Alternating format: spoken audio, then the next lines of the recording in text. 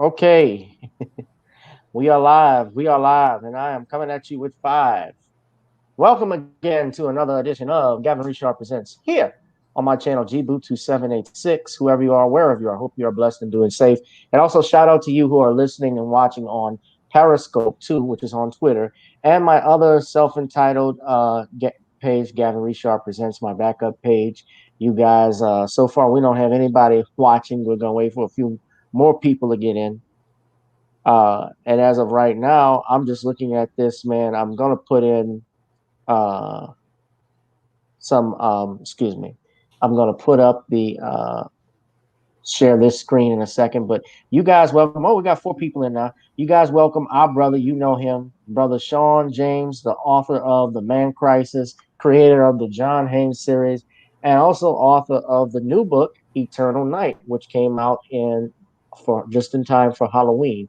You guys can still get that book online on Amazon and all other Shawn's books. Shawn, thank you for coming on and Uh, being here with us. all right, thank you for having me. Oh, no problem, my friend. No problem, my friend. Uh, we're gonna go ahead and get right in this, man. Of course, this has been, I think, a hell of a week. Everybody's stressed out with regards to this election. You had predicted originally that it was going to be a landslide. I even thought it was going to be a landslide myself that Trump would win. Mm. And as now he's behind, and I'm getting news that supposedly in Georgia Trump has cut the lead. The lead has been cut where Trump was leading by 60 something thousand votes in Georgia now, and this is with 99% reporting. I thought I saw Brother Menard trying to come in. 99% reporting. Trump is actually uh, behind. Is actually has a very thin lead by over 3,000 votes.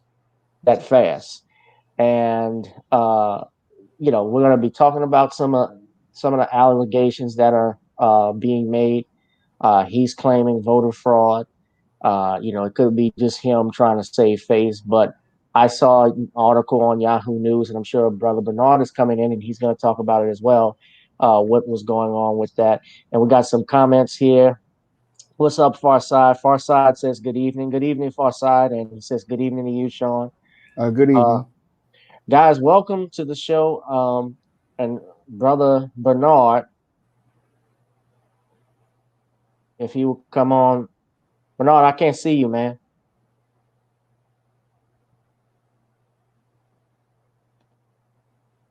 Bernard,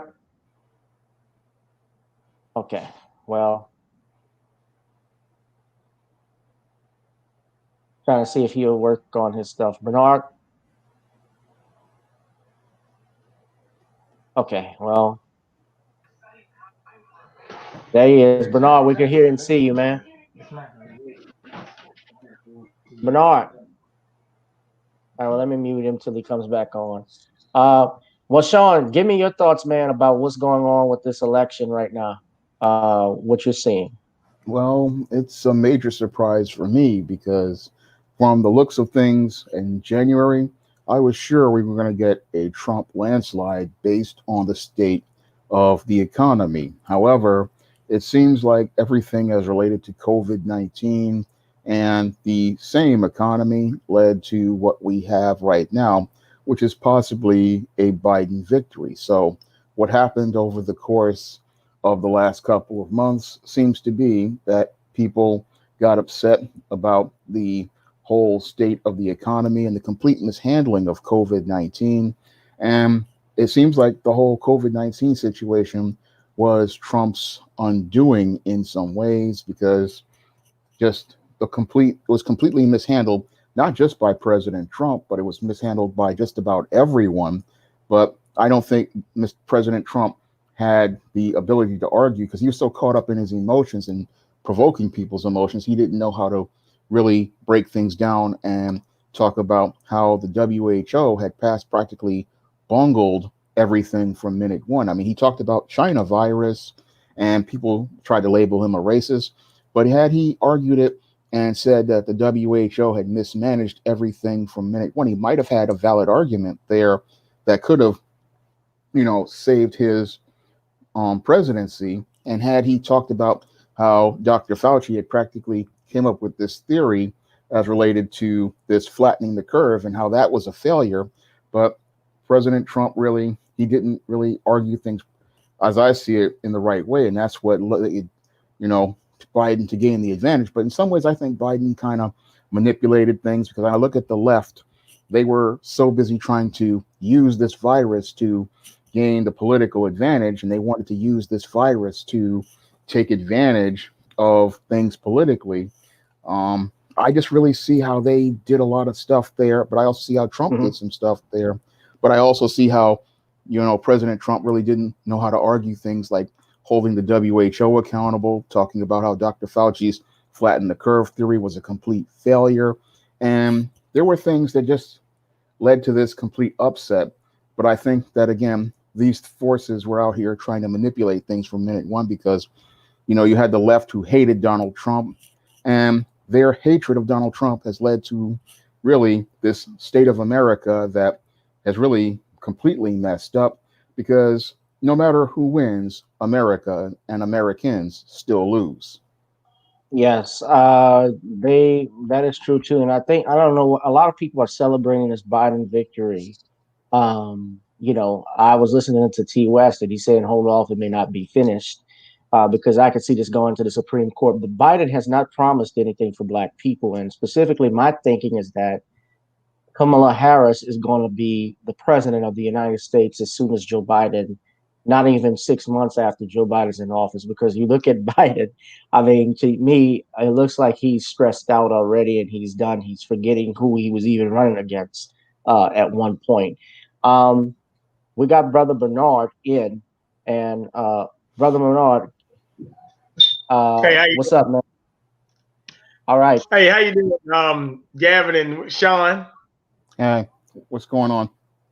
Okay, with respect to your last comment, that really, really does not have COVID. Actually, didn't really have anything to do, because actually, I just was talking to Gavin 5 minutes ago, and actually, Joe Biden only got 71% of the Black vote, and Trump got more than what they're actually counting.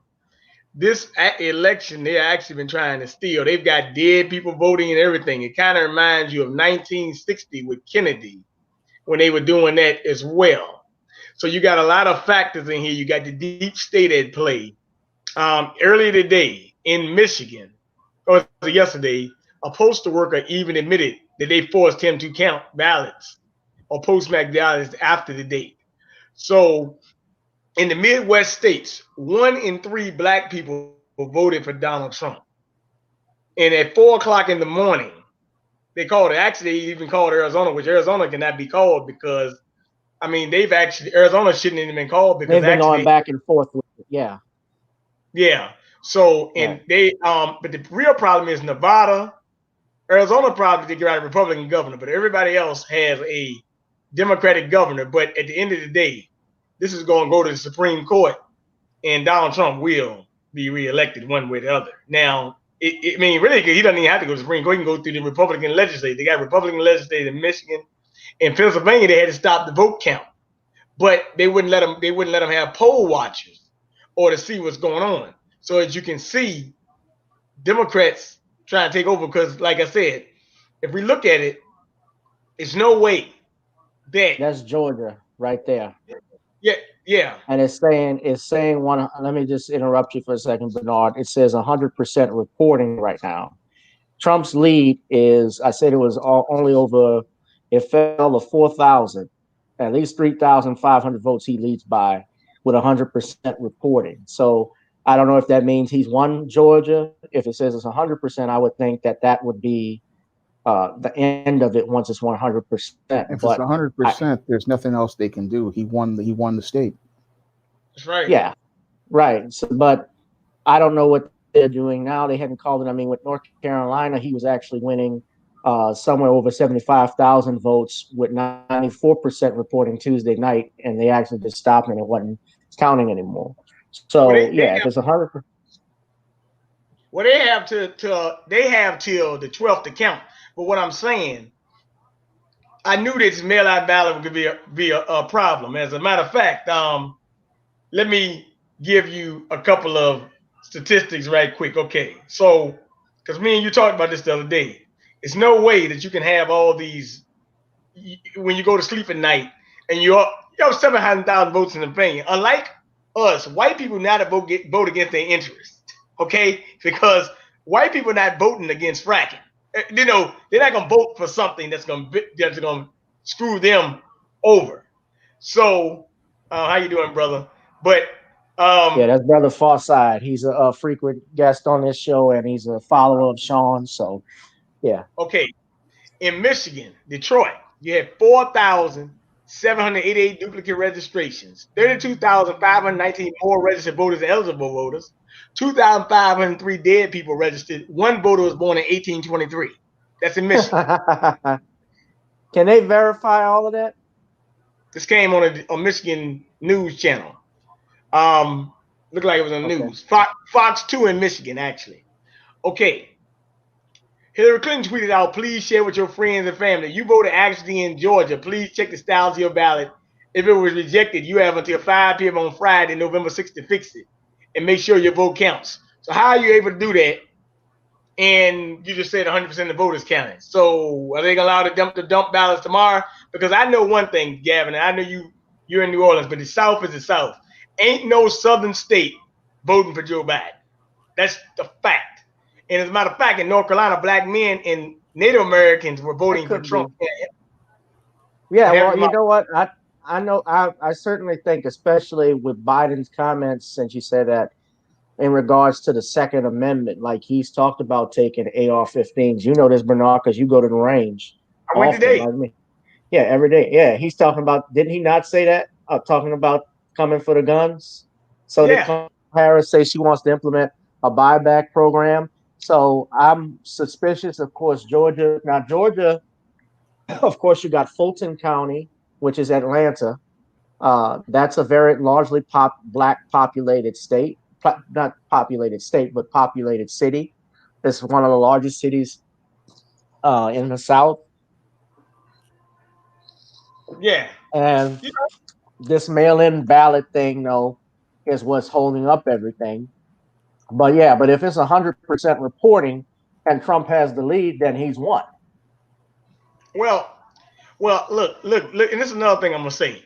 Like, also, and I just want to direct this comment to the brother Shawn, because I got to bring these comments in context.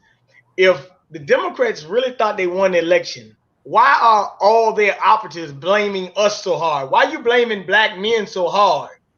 You shouldn't be blaming us that hard if you won. What did this woman named Pam Keefe I told you about? We're going to get into that in just a second, Bernard. Okay. I want to stay on topic with this, but yeah, Bernard Farside said, Bernard, correct me if I'm wrong, but I believe most blacks are in southern cities. Yeah, you know, a lot of black people have migrated back south. Remember, there was the northern migration in the 1920s and 30s. Shawn, you might be able to comment on that. That's true.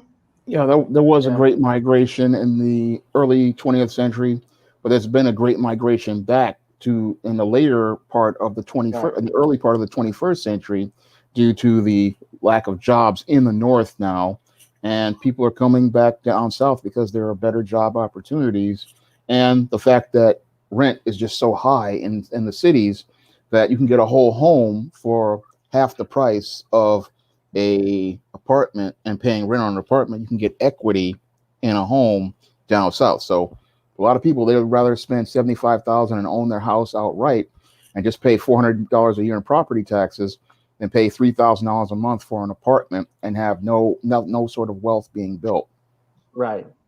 Arizona, I want to say this too, Bernard, you know this, they called Arizona early because even CNN responded. If you listen to Afro-Synergy News with T. West, he posted the video clip where they responded that they were wrong for calling it so soon. Fox had to retract calling Arizona early Tuesday night.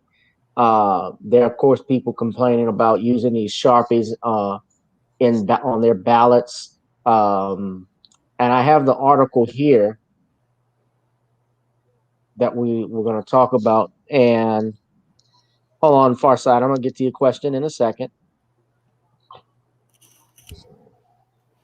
I don't know if I would say possible voter fraud, but I don't know if you guys saw this, but they were reporting about Sharpies being used in Arizona, which people could not use in their ballots, that wouldn't record their ballot machines. And this is something here saying Pennsylvania Democrats accused of violating election rules, offering ballot info to party operatives.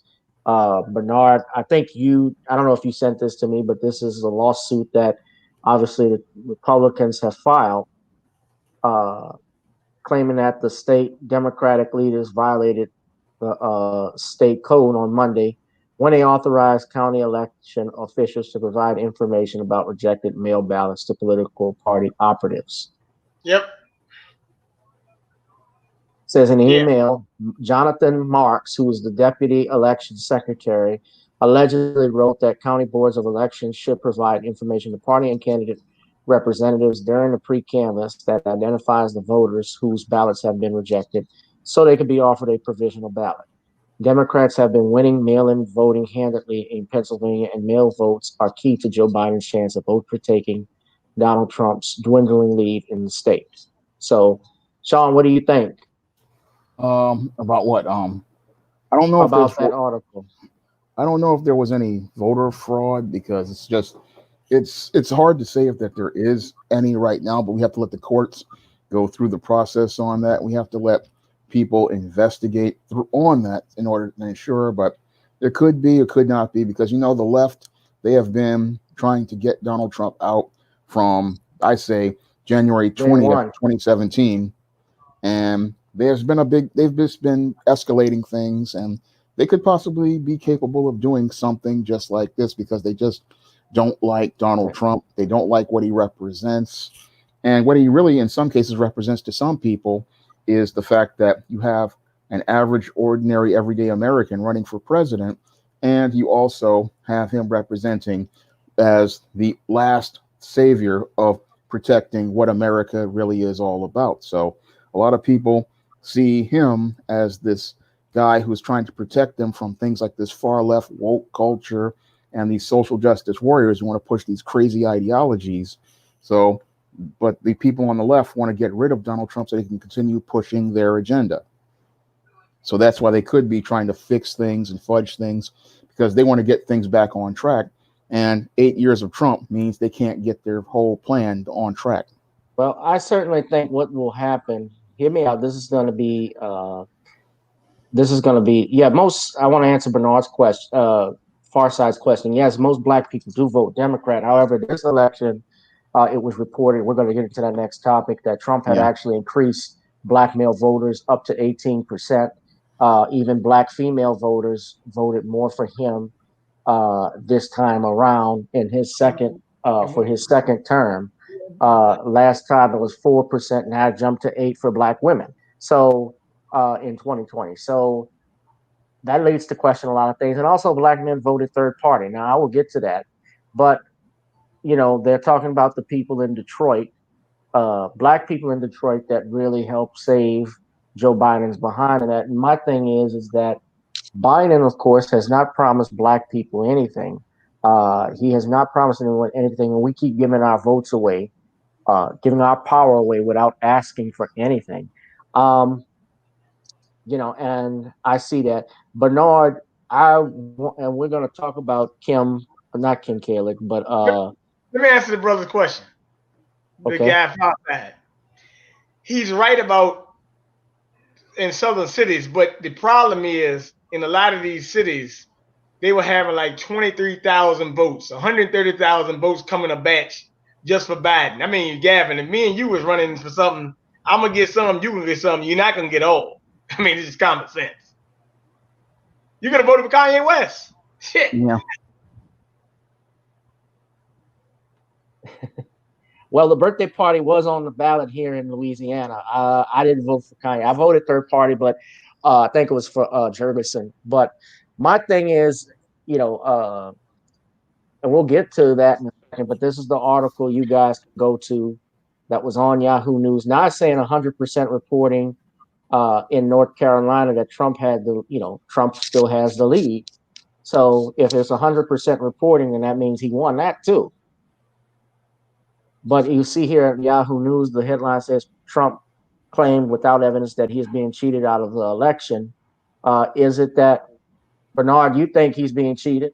Obviously, from talking with you and what the information I guess provided, you think that Shawn is like he doesn't know as of yet because you haven't seen that evidence. But um, I don't. They're capable of they cheat. Listen, Judge Jim Brown even said this. I've witnessed this myself. Obviously, if you remember the 2000 elections with Gore versus Bush, everybody knows that Al Gore beat George W. Bush in Florida had they counted the votes. And they chose not to count the votes. There was, of course, the issues with the hanging Chad ballots that we saw in Florida. And there was never a full recount of what happened. So as a result, George W. Bush wins. But something that was brought to my attention because I spoke with Brother Ron Hurd of We All Be News. Gore didn't even carry Tennessee, which was his home state. Yeah. And I think I think here with Trump, my thing with Trump though too, I think if he could have guaranteed tangibles to black people, he certainly would have had more black votes if he had started delivering on that. Biden got it obviously because it's that crowd of we don't want Donald Trump, we scared of Trump, that just didn't want to see him out because most of them can't give you a reason exactly, give a reason why they're voting for Joe Biden. It was about getting Donald Trump out of office. Y'all can chime in. Yeah. Oh, okay. Well, let me say something because I know we're gonna get to the lady, but when I see these cackling hens online, oh my God, I saw an article today of a woman saying, how can you date a black man that voted for Donald Trump? I'm like, I'm on Facebook, G. Otherwise, I'd be in these cackling hens' ass. Look, you need to worry about taking care of home. The black woman sometimes she got to say, look, man, I got to get back in my goddamn place because I'm wrong. And, I want to talk about a black woman named Cori Bush when we get a chance. When we get to, I guess, the cackling hens, maybe we can get to Cori Bush in Ferguson, Missouri, or St. Louis, Missouri, because that'll be a lot to talk about when we get to her. You need to read her platform, Gavin. It's very interesting. Yeah. But when I look at things with this whole situation, it looks like they don't like Donald Trump, and that was their only reason for everything. And the whole thing is that both sides really did not come to black people until the last minute. And that's really wasn't on the left, especially with Biden. It was a major insult to us because he came at us with that lift every voice paternalistic plan.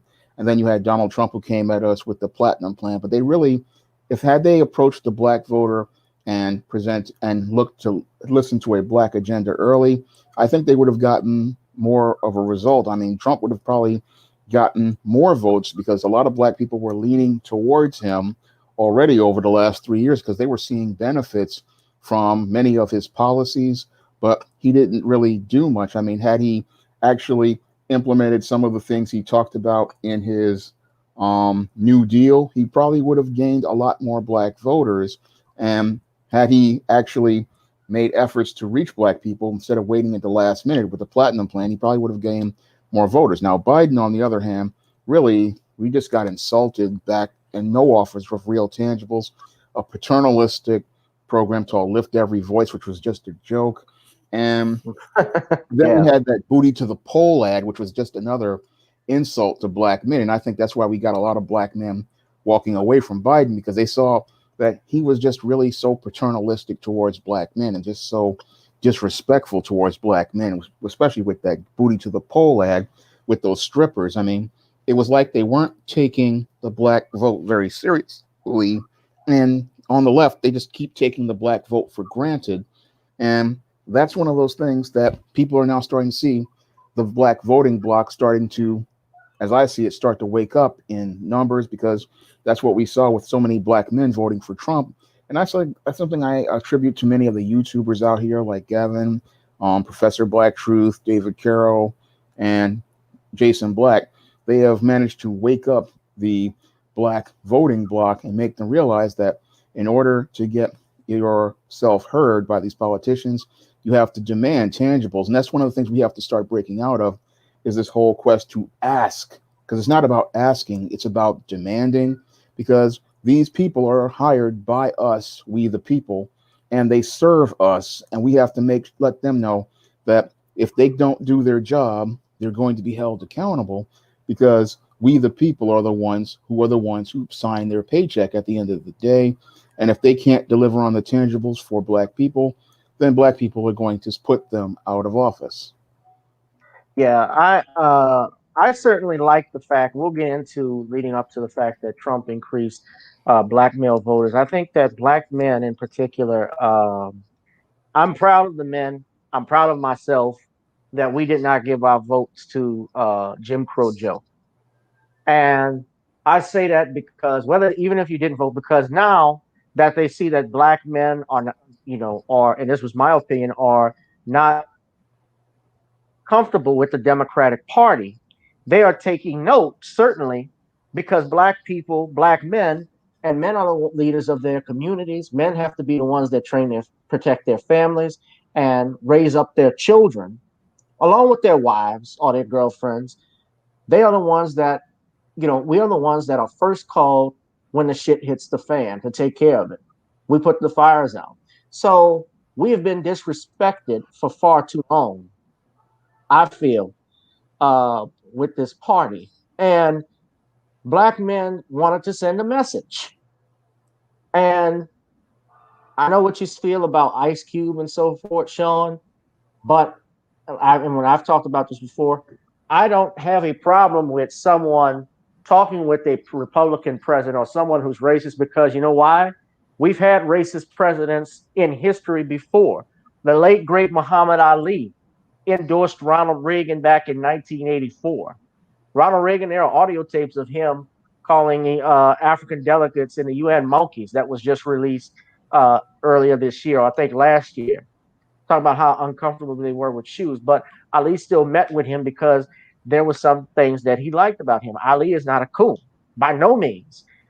Frederick Douglass met with Abraham Lincoln. Abraham Lincoln didn't like. I had a conversation with an attorney friend of mine this afternoon, my partner, and one of the things he told me was Abraham Lincoln was a racist. He didn't care for black people. He only freed them because he thought it would be beneficial for the Union, the preservation of the Union. He said, if I could do this without freeing the slaves, he would. But that did not stop Frederick Douglass from talking to, uh, from talking to Abraham Lincoln, because without Frederick Douglass, I don't think that the United States even would have survived the Civil War, because Douglass convinced him to put black soldiers on the front lines and the Union. So there is a purpose, and even Dr. King talking with Lyndon Johnson. So there's a purpose with talking with somebody. So I have no problem with people talking with the other side if it's going to be productive, because black issues is a bipartisan issue. It should not transcend. It should transcend whether you're Democrat or Republican. If you have a race of people that have been mistreated the way that we have been throughout history, then it should be in the benefit of society to try and fix that, correct that wrong, and make healing. That's what reparations is, to repair. Granted, Trump wasn't good with that. I don't think, although I don't think Biden is going to be any better, and especially who his pick is. Now, I want to get to this topic, though, about these black women that have said anything. This woman in particular, Pamela Keith, she is a twice failed Democratic congressional candidate. And this is some info I have from her. I'm going to post and share with you, Shawn, because I want to hear Shawn's opinion. Then, Brother Bernard, we're going to go to you about it. But this is Pamela Keith tweeted this out. I'm sharing it from our brother and friend Tariq Nasheed's page. She says 91% of black women voted for Biden because we love everyone. 20% of black men voted for Trump because they hate black women. Thank you to the 80% of brothers who stand with and for us. Now, she also said this back in 2020, 11%. This is Lisa Collin, because he's arguing back and forth with her. She said 11% of black people voted for Trump, mostly black men. Thank God I don't have children to leave to this world. And he says, so you are pushing that same talking point that was clearly sent down from the top brass of the DNC. It's like a gender divide is being created against black men right now, and with our women. And she's not a black woman. I believe she's from Turkey, if I'm Yep. not mistaken. So she doesn't have, she served in the military. I don't know much about her. You can act, well, I'm only looking at what I see right here. I'm going to share this link. This is another page. Uh, you know,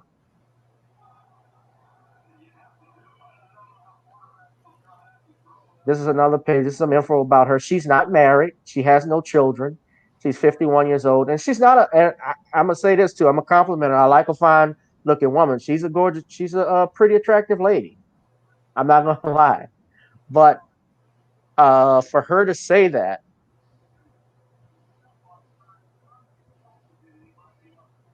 for her to say that though, uh, is highly insulting. Shawn, let me get your opinion on this. Well, it looks like to me we have one of these black females trying to start the gender war in this race, and black men need to shut that whole bunch of nonsense down immediately. Now, I know the reason why so many men are supporting Donald Trump, and that starts with Barack Obama back in Right. 2012. And when we saw Trayvon Martin murdered by George Zimmerman, and we saw that his black attorney general, Eric Holder, did nothing about the murders of Trayvon Martin as related to George Zimmerman murdering Trayvon Martin. We saw this happen with Eric Garner here in New York, Michael Brown, Alton Sterling, Philando Castile. Right. Alton Sterling was here in Baton Rouge. Black men became disillusioned with Barack Obama, and we saw him as someone who was not looking to bring justice to black men. So black men became really disgusted with the Democratic Party when we saw that in exchange for our votes, we were being killed and slaughtered in the street, and we couldn't get any sort of justice from the state level of government or the federal level of government. And that's why so many black men were voting for Donald Trump in 2016. I mean, we saw 7% of black men vote for Donald Trump, and that number increased because black people were seeing benefits from Donald Trump, especially black men, indirectly due to him dealing with these illegal immigrants and kicking them out of the country, which left to job opportunities opening up for black men, and black men having a higher standard and higher quality of life, because the left loves themselves some illegal immigrants, and they love to use policies like H-1B visas to keep blacks out of jobs. And they also love to use things like affirmative action to hire women and black women to put in jobs. And this is all about, these are the reasons why black men were supporting Donald Trump. In addition, they were in some ways seeing some actual efforts as related to getting justice when they look at Donald Trump and what he did with Kanye West and trying to get prison reforms as related to those numerous drug offenses that arrested and locked up so many black men during the 90s, during that failed war on drugs, because we can all admit that the war on drugs was a complete failure, and it really was a campaign to oppress black people, because Richard Nixon himself said that the war on drugs was all about going after black people. It wasn't really about fighting drug use. And now we see that now that states like Oregon have legalized drugs, because all of these white folks are on this crystal meth, they're on this heroin, and they're on this cocaine, and they want to give them rehab. But back in the 80s and the 90s, they were locking up black men for those crimes and telling us that we had to do mandatory minimums. So black people, when they look at, especially black men, they saw Donald Trump looking to help them. And when they look at things with Barack Obama, they say, look, why am I going to support Joe Biden when Joe Biden created the 94 crack to powder cocaine ratio, disproportionately imprisoned blacks. He created the crime bill, and he created a whole host of laws like 3 strikes and you're out. They don't see Joe Biden as somebody they should support. But many of your black women, they're caught up in their emotions about politics, and they're not thinking critically. They're just thinking, oh, this guy has a D on his name, so he must be good. The guy with the R on his name must be bad. But they're not looking critically and thinking critically about the policies that were presented that led to many black men winding up getting incarcerated and put into the prison industrial complex. Not thinking about that. What they're doing is what they do is they go on, this woman, she's going on social media talking about these black men hate black women, but no, we have a problem with the policies of the Obama administration as related to us getting justice. And we had a problem with Biden's record as related to criminal justice as well. So those black men were not hating black women. No, we were disgusted with the policies of the candidate, and we were disgusted with the track record. And we saw that if you vote for this guy, you're going to get more of the same. And that's going to lead to black men being targeted for incarceration. So why would a black man vote for a man who created policies to incarcerate him? That's a critical question we need to ask these black women like this who go on Twitter and make these emotional statements. Why would I vote for a candidate who has created policies that led to a complex that incarcerates me? Why would I want to vote for that kind of guy? And why are you supporting this? Because this indirectly affects you as well. Because if your husband, if your father, if your brother winds up getting caught up in sweeps, like many of the young brothers I grew up around, they would just be in the car with these guys and they would get 10 years. I mean, imagine riding in a car with a dude just trying to get a ride home, and the police catch you, and then you're going to do 10 years in prison just for riding in a car. That's what the war on drugs did to so many black men out here. And that cost many of these sisters their children, their fathers. It cost them their wives. I mean, this thing destroyed so many lives.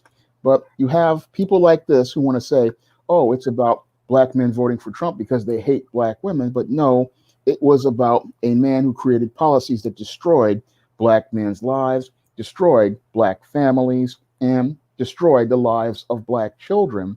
And nobody's even talking about those points.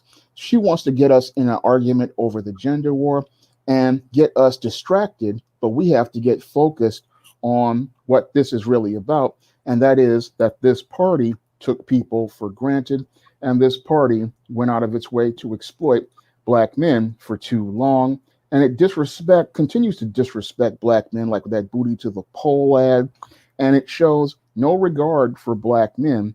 And that's why black men are walking off the DNC plantation and seeking other alternatives. All right. Okay. Most definitely. Okay. You made a great point, Shawn, and I want to touch base on that. First, though, unfortunately, they always say the black woman is the most educated, right? Yeah, I know. Educating the white man system, though, because as far as politically now I do know quite a few black women is politically educated, voted for Trump or third party, but for the majority, she said 91% of black women voted for Biden. That goes to show you where their mind is and how uneducated they are politically, and they're being led. Well, actually, they're not even being uneducated; just led along by female other gatekeepers like Maxine Waters and this woman right here. Now, however, this woman is from Turkey. And this is why I have a problem with the Amanda Seals and these people who are the Joy Reids, who are of what we would call let's say they're of other ethnic descent. They're like Haitian, Turkanian, So we got a person who would be described as maybe a person of color trying to talk to us, and they put them on TV and they prop them up. But something you said about the crime bill was very interesting. See, a lot of people always talk about the crime bill. It was about stopping crime. It had nothing to do with that. They had NAFTA. NAFTA took the jobs away. They needed another workforce. You put the black man in prison and you bring illegal immigrants into the system to replace them. Same thing they're trying to do now. Okay. Then they passed, I don't know, TANF laws. That was when they passed a 3 strikes and you're outlaw. In public housing, if you got into a 3rd strike, no, a 1 strike you out.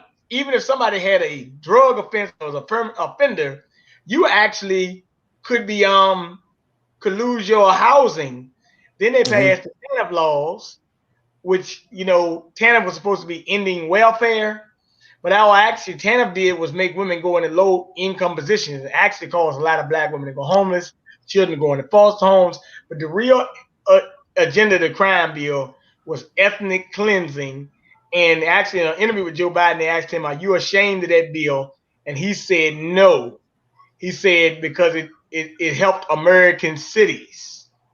That's what he said.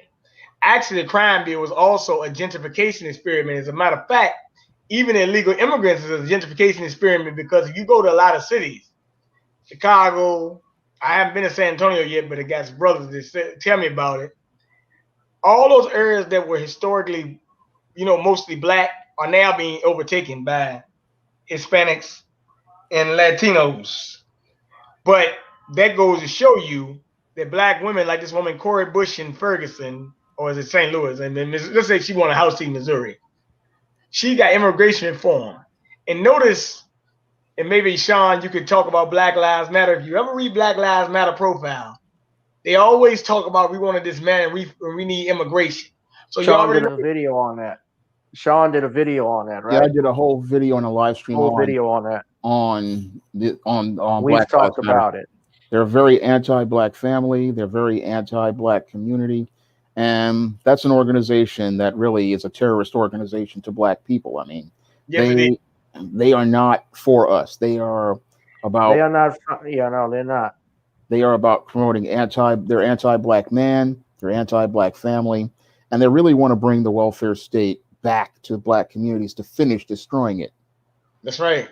As a matter of fact, one thing about them, as a matter of fact, and if you can go, you Google up November 5th, 2014. It's a lady on my Facebook page, and she was in the Black Lives Matter protest, but she wasn't with Black Lives Matter, the group. These were the actual protests that got the tanks, but the real organizers, D. Ray McKesson, this woman Bush, and these other ones, Brittany Farrell, they actually were marching out there talking about police injustice, but they were on Twitter. I don't know if you heard of a young brother named Darren Seals. Darren Seals is a black man in Ferguson, had exposed Black Lives Matter. And he exposed the fact that Obama had gave them $3.5 million to do, or was it $5 million? Whatever, I got the exact numbers. But you can look at November 4th, 2004. Obama flew in there, and she said Obama is responsible for every counter-revolutionary. When it's about to be something that gold pops off, he comes in there and say these are counter-revolutionary agents. They FBI, CIA funded, and they actually use them to disrupt anything. Actually, they actually more so what they call agent provocateurs. But if you really talk against Black Lives Matter and talk about the agenda that you find out, they were attacking Darren Seals on Twitter. They said we need to drag Darren Seals off. We hate black patriarchy, like Jamel Hill. Black men hate. They just want to be more patriarchal. I mean, Jamel Hill, you got a black husband, like Pam Keith. Well, you have no children. Pam Keith could be a lesbian for all we know. I mean, I'm pretty. I'm almost certain because you 50, you got no children. I'm pretty sure she's lesbian. The one Cori Bush got 3 children, but she's a lesbian. But what I'm saying, one more thing I want to bring this to you. Right. 2 other black people got elected to the House, and they were black men. But then they said they was LGBT. I said, oh my God. I said, there we go. I knew it was something. Them 2 black men got elected to the House. I said they gotta be LGBTQ, and I was right. Yep. Right. And well, most definitely what you see going on right now, there's a gender divide. I wanted to talk too about Maxine Waters' comments what she said. It was unforgivable. She will not forgive any black man who voted for Trump. Maxine Waters, let me just say this: she got reelected. She was running against Joe Collins, who was the Republican challenger of the 43rd congressional district in California. From what I've heard from people, that area is one of the poorest in the nation. Uh, it's a decrepit neighborhood. I'm not trying to knock LA at all, but I noticed most of these Congress people, especially black congressional members, they always represent a district that's so poor and they keep getting reelected over and over again. Like I don't understand it. Well, that's because black people keep voting straight down a I don't Democratic understand ticket. it, and I don't understand, huh?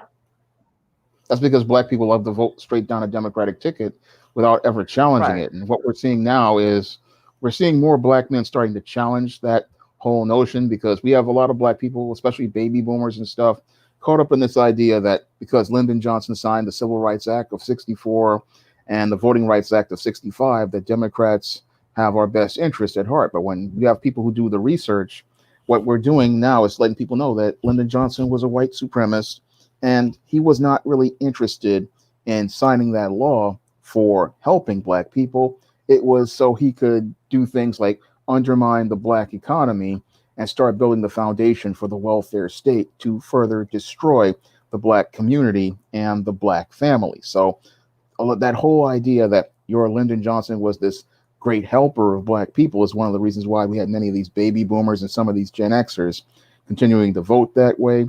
But what we're seeing now, thanks to a lot of new black media, is people are coming out of that frame of thinking. But we still have a lot of old heads still buying into that idea, and some of these youngsters who continue to buy into it. But Maxine Waters, as I see it, who is she to tell us that she won't forgive us? I mean, again, this is supposed to be a servant of we the people, and it seems like she's gotten full of herself. And that's what I've noticed with many of these left politicians, is that they're very full of themselves. They're very arrogant, and they think, again, that they serve, we're supposed to serve them, but we're the ones who pay their salaries, and they act like, oh, we're just supposed to take whatever they say. Oh, you don't want to forgive black men? Well, I say, you know what? I thought the Bible was all about forgiveness, and I thought that your Maxine Waters, who goes to black churches looking for votes, was supposed to be a Christian. And here we have a woman participating in some She really didn't go to a ungodly. black church to get those votes. She got it from a white. I got to interrupt you just quickly, Shawn. From what I heard, a white millionaire's home to start her campaign.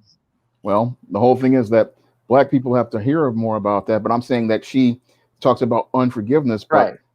the word of God is a part of American culture. And what she just did was so un-American, it's not funny. And that's something any good candidate would capitalize on in the next election in 2022. They would call her out and say, look, what your Maxine Waters did here was un-American, not forgiving black men. I mean, again, this is America. We're supposed to have the freedom of choice, and we're supposed to be able to choose whoever we want.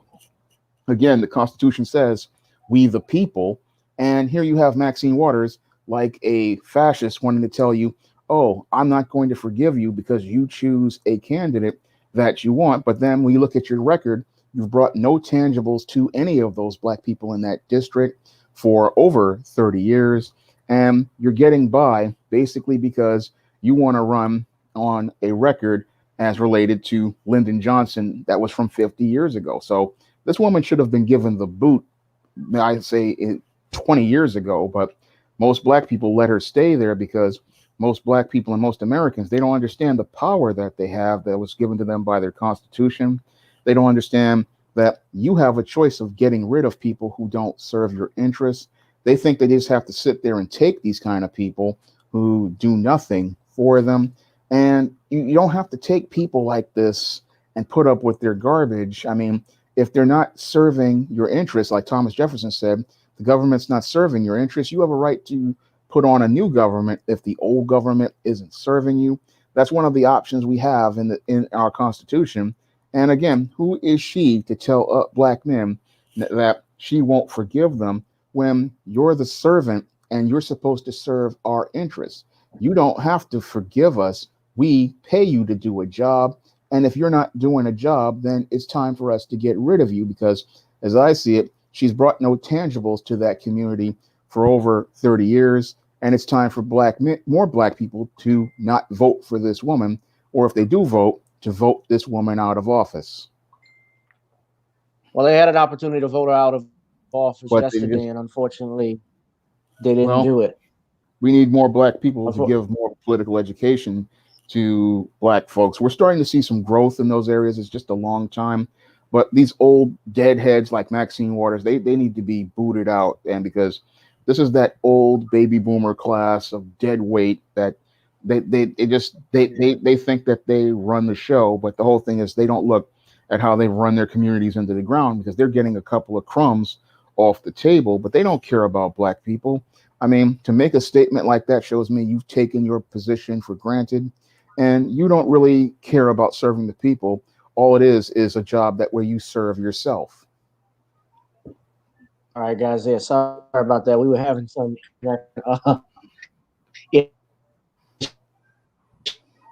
usually messing up with because we're dropping some hot fire here with me and Shawn.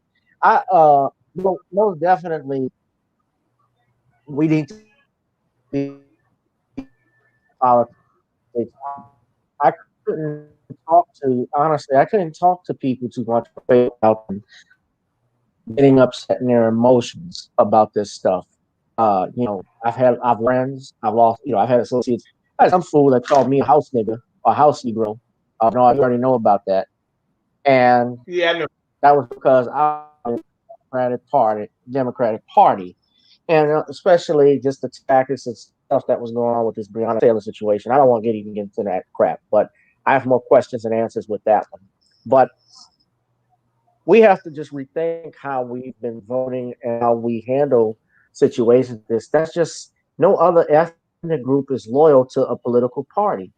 If there were a Jewish politician, if Kamala Harris talked or did things to the Indian like she does us, they wouldn't stand for that. Wouldn't have their support behind her universally, like we do here. Are you about to say something? Yeah. One thing about it, for the most part, that whole civil rights coalition of baby boomers, for the most part, I mean, look here, man.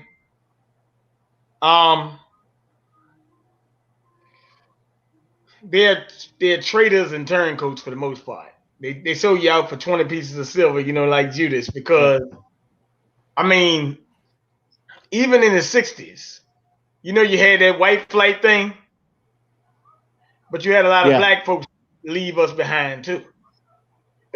Are the ones that, got a couple of crumbs. I mean, look, man, you got a boule, just like these sorority sisters, not all of them, and we may have a few of them, but the ones at the top of the heap, like like Keisha Lance Bottoms. I would say Kamala Harris, but she ain't even black. She's Indian and Jamaican or whatever. And as a matter of fact, for that matter, Barack Obama is an African. He ain't even black for real. He's a mulatto. When you have these biracial mulattoes, who are they really benefiting half the time? I mean, if you look at Obama, a lot of people think they got a black man. Really, they just got a CIA stooge. I mean, come on now, he's related to George Bush and Dick Cheney, for God's sake, man. I don't know. Like I said, deductive reasoning is not in our vocabulary too often. We almost get in emotion. I tell people all these facts. I got the facts down pat.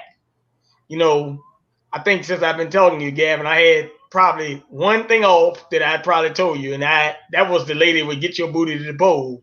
I thought it was her, but it was her sister in that works in South Carolina, and she's a friend of Clyburn. But even though I was wrong on that, because I had the wrong one, by her sister being connected to Clyburn, damn well she's connected to Clyburn too, the one that was on the show, Angela Bonds gone. So Yeah. so that goes to show you. And she was on BET. As a matter of fact, Shawn James, I wish she was on that show with the lady Get Your Booty to the Pole. She was an embarrassment. Yeah, that was just, she needed to be called out because that's an insult to all of us black men. I mean, they just had us like we're some sort of brutes and sexual, we're just caught up in our lust when we go to the polls for agendas and there wasn't any agenda on the table from any of these candidates. So they wanted to make it look like, oh, all only if you just put some women out there half naked, that'll get guys to the polls. And that was just a complete slap in the face to every black man out there. Right. Right. I too was insulted by it, but you had some black people that thought it was a good idea. Some people thought that that was a new take on getting black men active, and she was talking about, well, we were trying to get appeal to us that she couldn't even tell us exactly who she was trying to, because one aspect you're talking about, well, we're Atlanta is different. We're trying to get uh, black males out there, and the thing is, most black males, number one, if you're trying to appeal to, because I heard they were trying to appeal to people, men who were former felons that could get their voting rights back, wanting them to look at this because they're the ones that hit the strip clubs. There were others who were saying, well, the problem with that is that black men are not. I've never done a day in prison. I may have visited prison and talked to in jail, and talked to some clients that I've had, but I do not belong in jail. I've never been to jail in my life. I don't intend to if I could. So I think that, yeah, it was highly insulting that they did that, and this pandering effort. Of course, we saw the rappers that the Democrats had used, but then again, if you call this stuff out, you critique it, you're gonna get clapped back from the other side, like, well, you just a Trump supporter, you just hate Trump.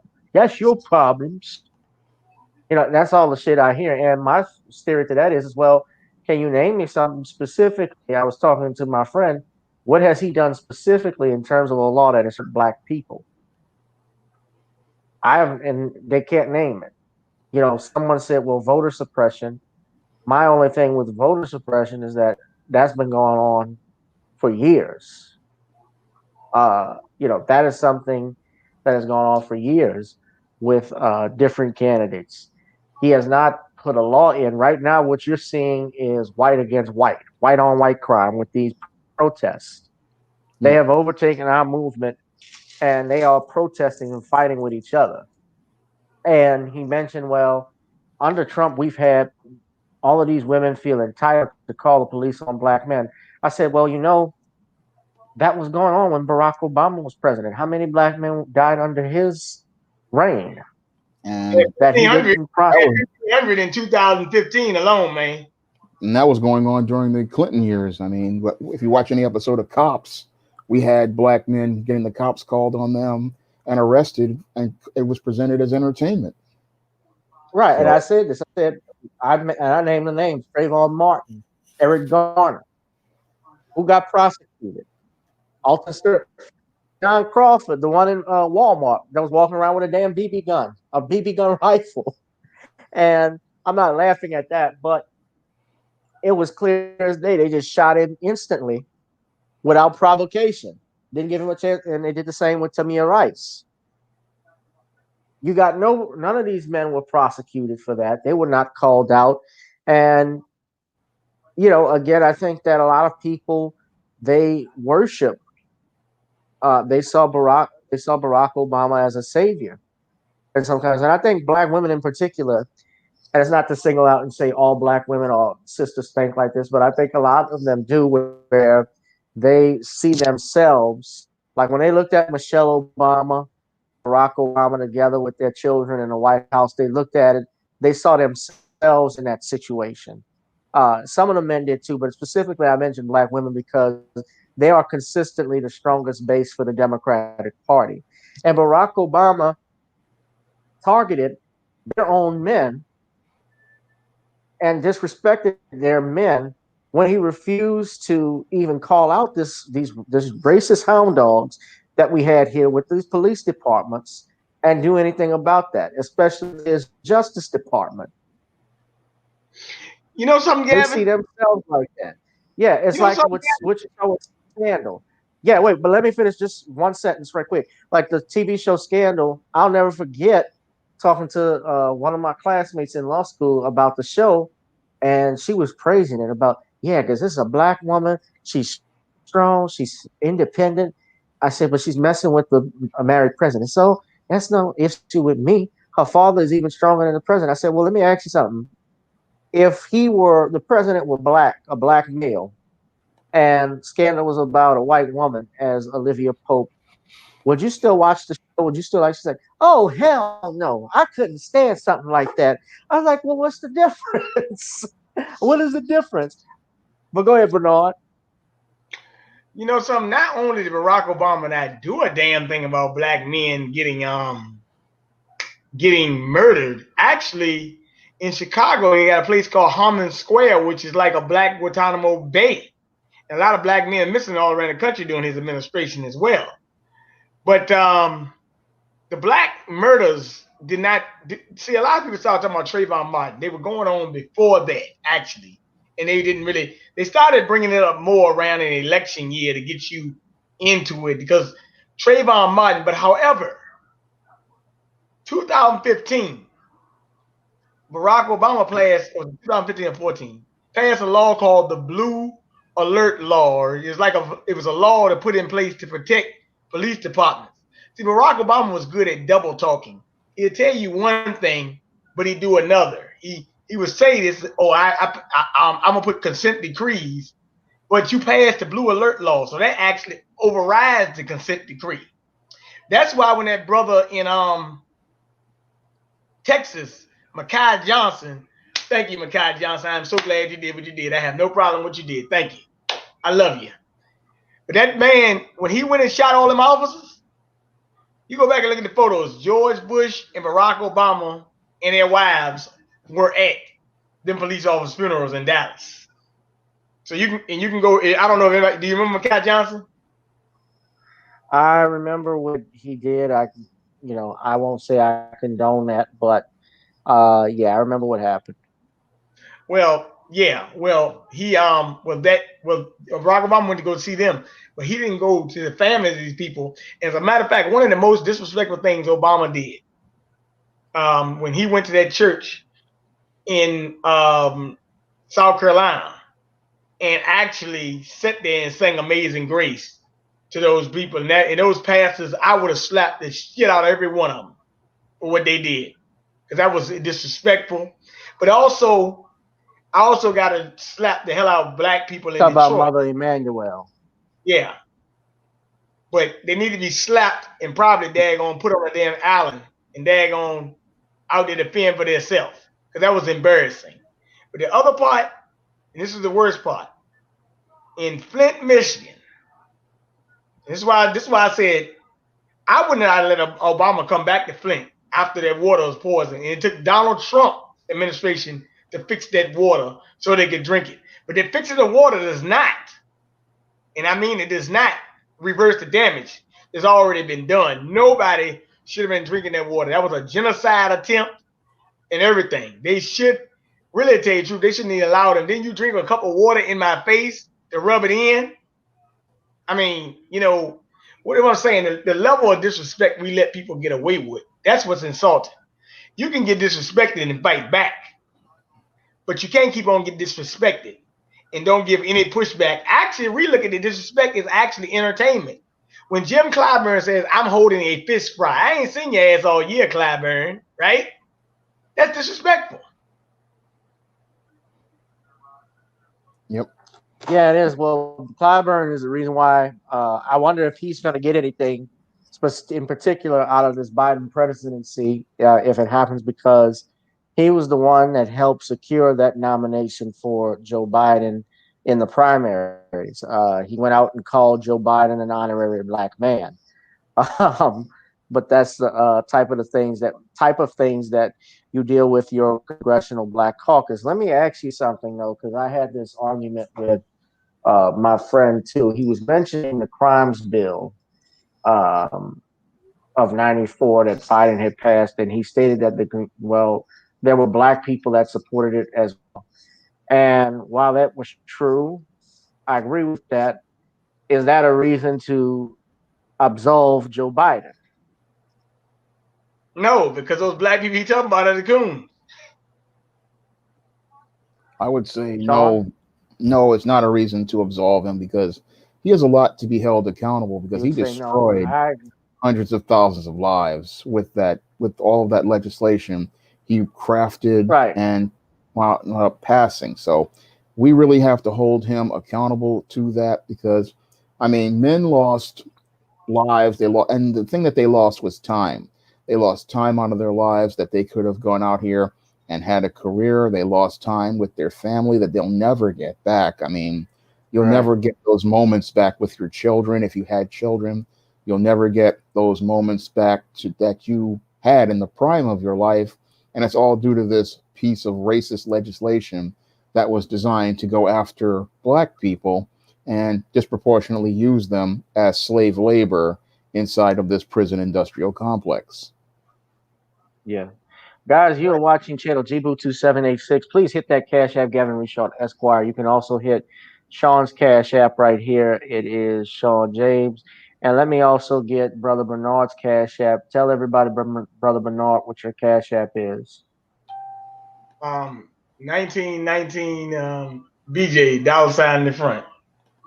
1919 BJ, $ in the front. And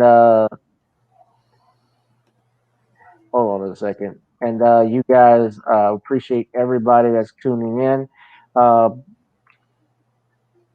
yeah, it shouldn't absolve them. And then I want to ask you this, Bernard, because just from talking to some people too, what do you know about this thing? Also, I'm just curious about Hunter Biden in regards to the laptop or anything dealing with this thing in Ukraine, because Judge talks about it all the time. Oh, you talking about the porn videos and the smoking? Well, I'm talking about they're talking about possibly what Biden had said about committing treason or things of that nature. You've Oh heard yeah. him. Well, everybody know. I mean, yeah, Biden committed treason like hell. I mean, you go to gnews.com, you can pull up the website. They probably even posted more articles on there. They got more stuff coming. The FBI is already investigating Hunter Biden for money laundering and stuff. But the problem with it is that you probably got people outside other countries that know it, but we don't know it. Well, some of us do. But unfortunately, if you try to post it like me, you know what happens. You get Right. you get blocked and put in Facebook jail for even trying to report the story. Which actually I've been having a problem today. People tell me I send them videos to tag me in, and they say they can't share videos out anymore. So I mean, the stuff on Biden, I mean, look, pedophilia, all that is true. I mean, even besides some stuff in human trafficking, but like I said, I mean, when you got the media and big tech on your side, you're gonna win. Even Donald Trump has figured out, hey, you can't beat big tech because they'll take his tweets down. I mean, they'll even cut Donald Trump off in the middle of the speech on CNN. Yeah, well, CNN is not Trump friendly at all. I mean, most of the articles that you read about Trump, most of the news that you're going to get on Trump, about 90% of it is going to be negative, negative, negative. But I When do you look at it, have but I do have one thing to say for the black coons who tell you not to vote Trump. You know what I'm gonna say to them? what's that? I can care less if you vote for him or not. But however, what is your problem with Donald Trump today than it was in the 90s and 80s? If you can answer me that question, I can respect you. But I don't know too many problems black people had with Donald Trump in the 90s and 80s. Well, I think people bring up the Central Park Five, and then the other thing is this thing with the issue he had back in the 80s with regards to the housing discrimination lawsuits that were filed. Okay. But however, and there Yeah. anything you say, I can counter that. Like the Mar-a-Lago wouldn't let black people and Jews come there. Donald Trump opened up the Mar-a-Lago to them. So For every see, a lot of people don't know. A lot of black people supported Sister Part 5 too as well. They thought they did it too. So that opinion, I mean, like I said, Russell Simmons was with Trump, Mike Tyson, Michael Jackson, P Diddy, who actually tells you vote or die, was with Trump and Melania. I just have a picture up in my phone right now of it. So what I'm saying is a lot of people put out these narratives, even that sellout, despicable one, Al Sharpton. Al Sharpton, Jesse Jackson. That's right. He campaigned for Jesse Jackson. Yeah. Finance man. I didn't know all of that. I know he was dating that black model. We saw her the other day. Ariane, yeah. But see, the thing with Al Sharpton, you want to talk about a real seller. Al Sharpton will sell out to everybody, the black and white, because daggone, as long as you got the money packing, I mean, Al Sharpton gonna be with you. Roger Stone helped finance his campaign when he ran president in 2004. But I'm like, why are we listening to Al Sharpton anyway? He's a certified FBI informant. I mean, I don't even know why even Al Sharpton TV show ain't that good. He's one of the biggest traders you had. Look, like I said, sooner or later we're gonna have to have a war against our traders. If you got one trader I take out, if you got one trader to take out, I take out Al Sharpton first. Yeah. Yeah, well, Al Sharpton, they call him the cooler. That's right. Because he, every time stuff goes down, he is the one that basically tries to prevent black people from doing certain things. I remember when Michael Jackson was calling Sony, not Sony, but Tommy Mottola, who was the executive at Sony, racist. And Al Sharpton actually corrected Michael Jackson or countered what Michael Jackson had to say about that. If y'all remember that back in 2001, because Michael was actually going deep. Michael was going deep on Sony. Let me see if I can just play that clip for us before we move on or get out of here. This is what Michael had to say. Yeah, all right. So hold on a second. I'm gonna find that clip right now. You guys hit that Cash App. Gavin Richard Esquire. Also hit that Cash App for Brothers Bernard and Brother Shawn James. All right, this is the speech here.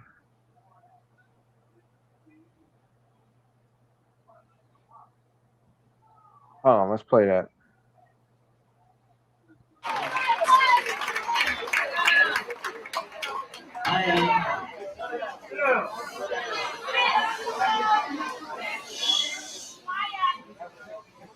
But this is Al Sharpton's National Network. I'm not going to talk too long because we have the demonstration at Sony, as you know. This is very important because throughout the years, black artists have been taken advantage of. And it's time now that we have to put a stop to this incredible injustice. And like Mrs. Sharpton was saying, people from James Brown to Samuel Davis Jr., some of the real pioneers that inspired me to be the entertainer that I am. These artists are always on tour because if they stop touring, they would totally go broken. And it's been, the record companies really, really do conspire against their artists. They steal, they cheat, they do whatever they can, especially the black artists. Yeah.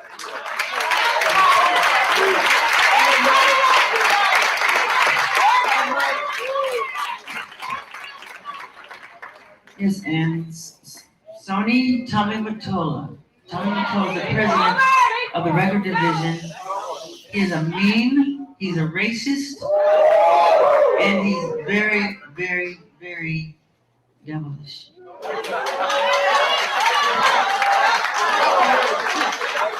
Yes. So I need your support, not just for me. When you fight for me, you're fighting for all Black people, dead and alive. It seems to me, everybody believes it's a conspiracy because the story always ends the same. We pioneer, we innovate. You know, at the end of the story, you know,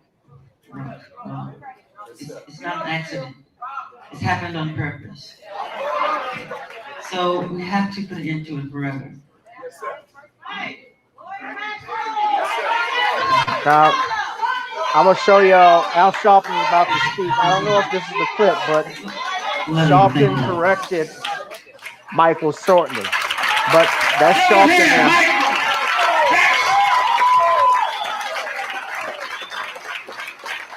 Michael Jackson, are you with him? Are we with him? Are we with the artists? Are we gonna stop the racism? Now let me say this. People have come to Michael, as I said earlier, reporting that they were called fat black niggas. This man made racist remarks. There's no way people are going to sit with our money. We're the consumers. They sell their CDs in our communities, and they made billions of dollars. Michael Jackson made billions of dollars for the industry. And now for him to ask for fairness is not controversial. It's no more than right. All right. He does not want you to give your child money to buy his record. All right, let me stop it. Y'all hear Al Sharpton. Now, let me just show you this article. Okay, I found this. All right, I'll just do this briefly, but this is an actual article since we're talking about it. This is an article from MTV. Michael Jackson shocks Al Sharpton. Can y'all see it? By calling Tommy Mottola a racist. Michael Jackson took on Sony Music chairman Tommy Mottola this past weekend, accusing the head of his record company of being a racist and part of a racist conspiracy against Black artists. Those that anticipated that Jackson would challenge standard practices of the music industry and champion artists' rights when he spoke at the Reverend Al Sharpton's National Action Network in New York's Harlem neighborhood on Saturday. His personal attacks against the Sony executive chief came as a surprise, not least of all to Sharpton himself. Let me zoom in so you can see that. Most of Jackson's comments were constrained to the overall treatment of Black artists, the struggle of whom he had said he shared. The pop star compared his troubles with his record company to those of artists who struggled financially, saying that there was an incredible injustice taking place. Now, I'm just going to go through it, but Sharpton, here's what he says. He says, while Sharpton still supports Jackson's views on the record industry overall, Sharpton told the New York Post that he was unaware that the pop star would vilify Mottola, an action he said was unfair and unfounded. He was the first record executive to, let me say it in Al Sharpton's voice because everybody likes that. He was the first record executive to step up and offer to help us with respect to corporate accountability when it comes to Black music issues. Sharpton told the Post, I have known Thomas for 15 or 20 years, and never once have I known him to say or do anything that would be considered racist. I didn't know that Michael planned to personally attack Tommy, but nobody tells Michael Jackson what to do. That's Al Sharpton. I strained my voice right there, but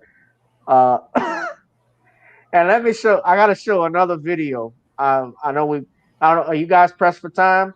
I'm not pressed. I can stay a little bit longer. All right, I'm not gonna be too long, but I gotta show this video because this was funny to watch, Bernard. You're gonna like this one. But Al Sharpton,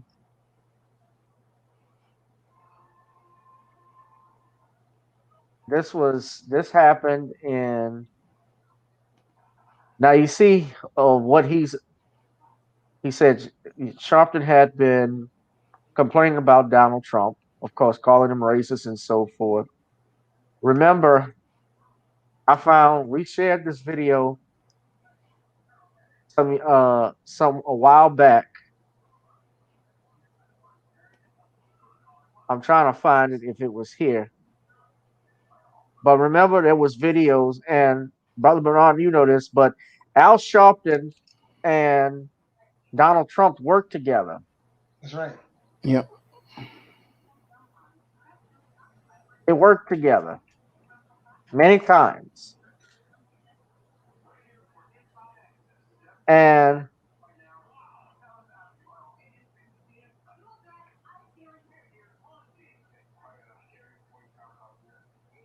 that's a picture. I know I hate these pop-up ads, but look.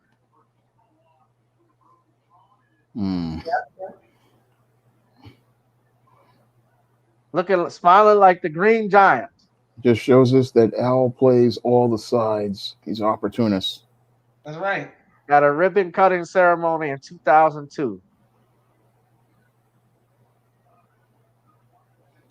It was the late 80s, and boxing promoter Don King was trying to broker a detente. The heavyweights came up in the same New York media milieu. Sharpton was a bomb-throwing political activist, and Donald J. Trump was a real estate mogul in his 40s, basking in the gold-plated glow of his newly released autobiography. Gosh, they didn't spell check this article. Trump, the Art of the Deal. So King asked Sharpton to join him and Trump in Atlantic City, where King was scouting locations for future fights for his two friends. Though it was peace, King was after.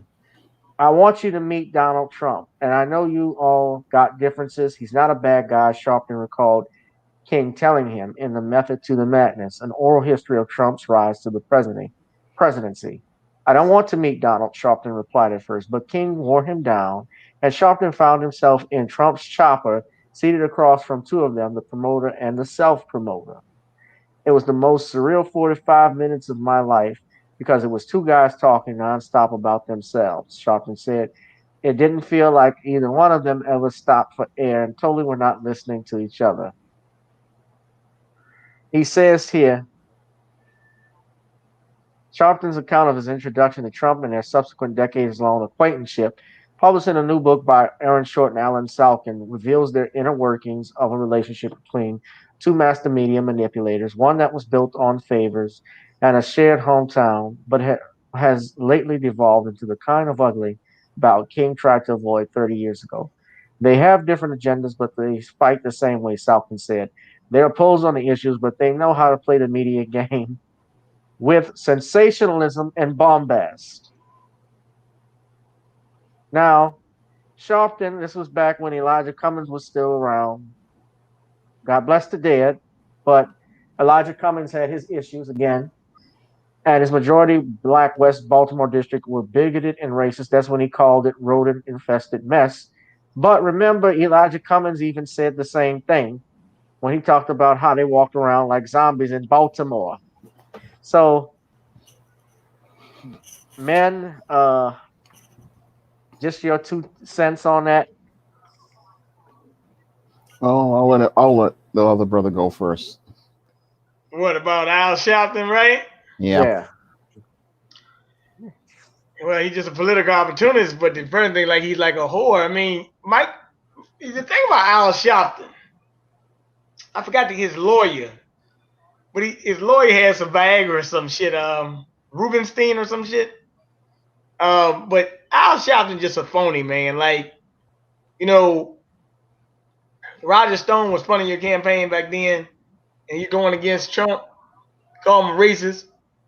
If Al Sharpton would have got a chance on Donald Trump campaign, he would have been, you know, He'd been headed for the door.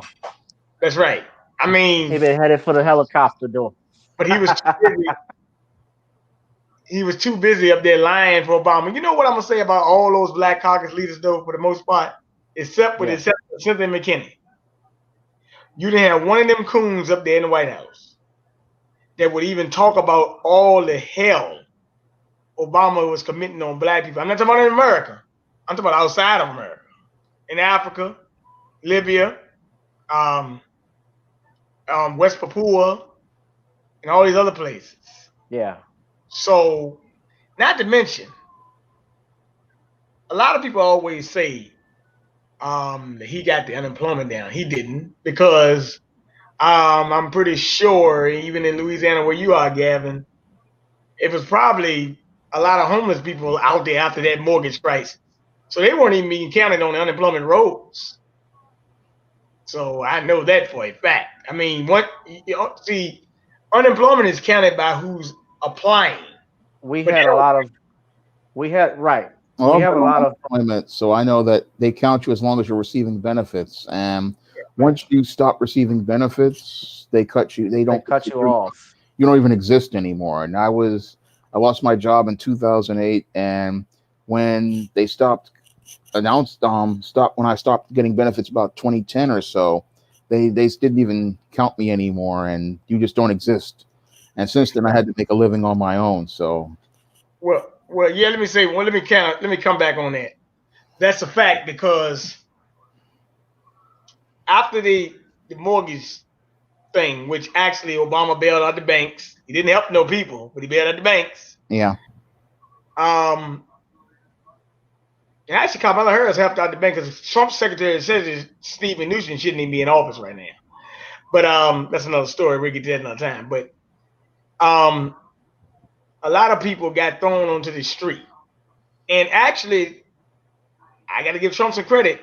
At least he put up some eviction moratoriums. Obama ain't put up no eviction moratorium. People were just out there on the street, especially in California. Matter of fact, Maxine Waters in California. They all them Black people homeless on Skid Row. So during Obama's time and all, she had 53% of your net wealth disappear. Was it 53 or 51? You lost a lot of your wealth with the housing thing. Yeah. But in all honesty, he was also privatizing education. And a lot of Black people were homeless. So I think about 5 million people were homeless not homeless, but they lost their houses. Most of them Black, and a lot of them was homeless. But what so happened, remember the unemployment rate was 16.7%? Yeah. I remember I went through it. Then it went down to 13.7. Yeah. And by the end of the term, it was 7.6, they say, or whatever. It never improved. They just stopped counting. Well, right. Well, let me just tell you this: when you talk about the homeless situation here in New Orleans, Katrina really did that number, because it actually doubled the amount back in 2005, and in parts when they redid the census in 2010, you could see that the numbers also, had dwindled as a result of that. I mean, we had people, the phone books were so small at that point because neighborhoods weren't back up and running, and people were scattered even across other countries not other countries, and even outside the country, because I heard some people went to other places. I heard people even going as New Orleans or going to Hawaii. There were people that were that far displaced, and some of them never returned. But yeah, we had a big homeless problem in New Orleans, and still do. A lot of panhandling that you see go on. But this is but it shows you how politics and how the media manipulates things, and how things go as far as who our leaders are. All your skin folk are not your kinfolk. And that's evident. That's real evident with this thing with Al Sharpton and so forth. So I'm wondering though, and this is the last thing I want to talk about though. What is the plan now? Because it looks like more than likely whoever's the president, it looks like Biden will end up being the president. What is the plan now for us? Shawn, I want you to take it first, please. I see that the plan needs to be focused on the long-term goal of building towards a Black agenda, we've made a lot of the start of some progress here. I mean, we've had a lot of brothers out here see some inroads, like Professor Black Truth, Jason Black, David Carroll. They have and Gavin right here. We've started to see those inroads start as changing the mind of Black people as related to their votes, and Black men especially have started to open up their minds and stop thinking, hey, I got to keep voting down this ticket. And now they're talking about tangibles. And we've seen that we had an impact on this election. I mean, we didn't get the result that most people wanted, but we did start to see a dent in things. And what we have to do now is keep pushing forward. So, as like Professor Black Truth said, we're not going to see anything in this election cycle, but we have to keep persevering. And the whole thing is we have to keep maintaining our resolve and keep persevering towards the goals of letting people know that they can no longer take the Black vote for granted. And as we go out here and show that there is value in the Black vote, we also have to start working on building a Black voting bloc. And that means we're going to have to start looking past our personal issues with each other and learn how to stand together to become that voting bloc. And as we're building that voting bloc, we have to come together to start laying out our Black agenda. And we have to start laying out what the goals we want to set on a Black agenda that the whole entire Black community can go out here and be standing by and supporting. So we're starting the groundwork towards building towards a stronger Black political platform. And we're starting to lay those foundations, and we just can't get discouraged because we've gotten these kind of results, but we have made progress over the last 4 to 5 years. And this education process, it's going to be a marathon and not a sprint. And we have to start getting ready to stay in this race, because getting Black people together to be politically aware and understand what's at stake here, getting our tangibles and getting tangibles in exchange for our vote, that's something we have to continue building momentum on, because we've gotten the start of some momentum, but we've got to keep pushing, and we've got to start working past our issues with people we have disagreements with. We've got to get these traitors and sellouts revealed so we don't have to deal with those people, and get focused on starting to move towards those, letting people know our votes aren't going to be taken for granted. And if you're not going to support a Black agenda, you're not going to get a Black vote. We also have to understand this isn't something we're going to ask. This is something we're going to demand. And we're not going to go out here and passively ask you to do things for us like many of the baby boomers and the silent generation used to do. No, we understand that these politicians work for us. And if they don't want to work for us, then they don't get our vote. Amen. Brother Bernard, you take it. I do have another question I want to follow. Well, let me ask you a question. Let me ask you after Bernard gives his answer to my question. Go ahead. Okay. Well, I just want to say this election is probably to be contested in Supreme Court if it's not suppressed, because it's too much irregularity. So you probably, at the end of the day, you probably will end up with Trump in the White House. That's why you got Amy Coney Barrett. But that's a good point. I thought this. I'm thinking the same thing. Yeah. So I would just say to, Shawn James talking about the traitors, right? You guys, Shawn, which one would you pick off first? You pick off the Black Caucus, because as I'm saying, like, we've been on the show before, Gavin, and Angela Stanton King is a guest of the program, I guess, right? Yeah, she's been a guest before. There's no way Angela Stanton King, with what she's pushing, should be losing 87% to 14. I mean, that just makes no sense. I mean, it just makes no sense. I mean, and then her opponent doesn't even debate her. I think that we need to challenge these election officials. If your challenger is trying to unseat you, you need to debate that challenge. I don't think Maxine Waters even wastes her time to debate Joe Collins. Also, we got to stop worrying whether it's a R or a D, because one thing Trump said tonight, and it was profound. The Republicans have become the party of the working class, and that's why he said, I got endorsed by police unions, fire workers, blah, blah, blah. While the Democrats have become the party of Wall Street, Black Lives Matter, you name it. Look who big tech, look who's funding these donations. So we got to understand something. We vote in our interests.